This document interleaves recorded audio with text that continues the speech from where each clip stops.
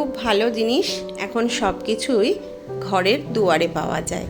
আমার দুয়ারেও চলে এসেছে সবজির ভ্যান। খুব সুবিধে হয়েছে, যা লাগবে টুক করে এখান থেকে তুলে নিই। আজ রান্না করব শুক্তো।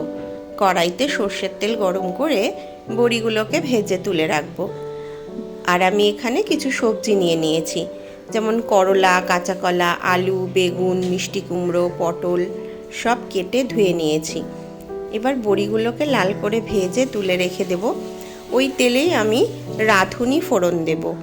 রাঁধুনি ফোড়ন এখানে অনেকেই অনেক কিছু ফোড়ন দেয়, আমি শুধু রাঁধুনি ফোড়ন দিয়েছি।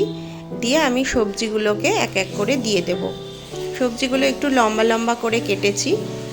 আমার এটা একদম নিজের মতো করে আমি এই রান্নাটা করি।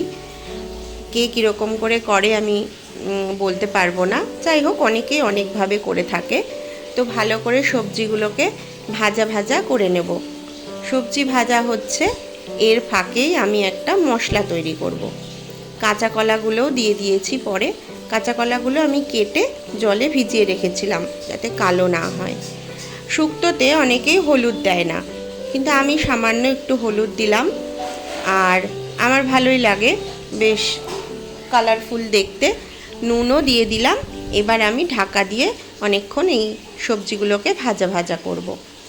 আর আমি বললাম যে একটা মশলা তৈরি করে নিয়েছি। মশলার মধ্যে আমি 1 ইঞ্চি মতন আদা নিয়েছি, আর একটু সর্ষে পোস্ত একসাথে করে বেটে এরকম একটা পেস্ট বানিয়ে রেখে দিয়েছি।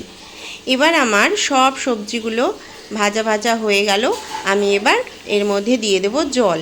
যেহেতু শুক্তো একটু ঝোল ঝোল হয় আর বড়িতেও অনেকটা ঝোল টানে, সেই কারণে আমি একটু বেশি করেই জল দেব।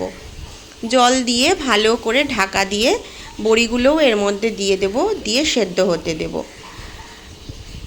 এবার ঢাকা দিয়ে আমি মিনিট 5-6 মতন সেদ্ধ করব। সেদ্ধ করে আমি দেখব যে সবজিগুলো সেদ্ধ হয়েছে কিনা। এই দেখো কি সুন্দর ফুটে উঠেছে।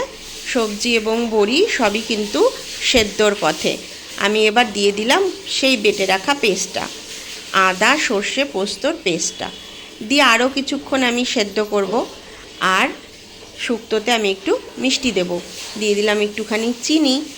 এবার আমি দেখে নিলাম। দেখো, এর মাঝখানে বলে রাখি, আমি এর মাঝখানে নামানোর আগে দিয়ে দিয়েছিলাম সামান্য একটু দুধ দিয়ে আর একটু ঘি। ব্যাস, আমার শুক্তো রেডি। তোমরা বলো কেমন লাগলো তোমাদের।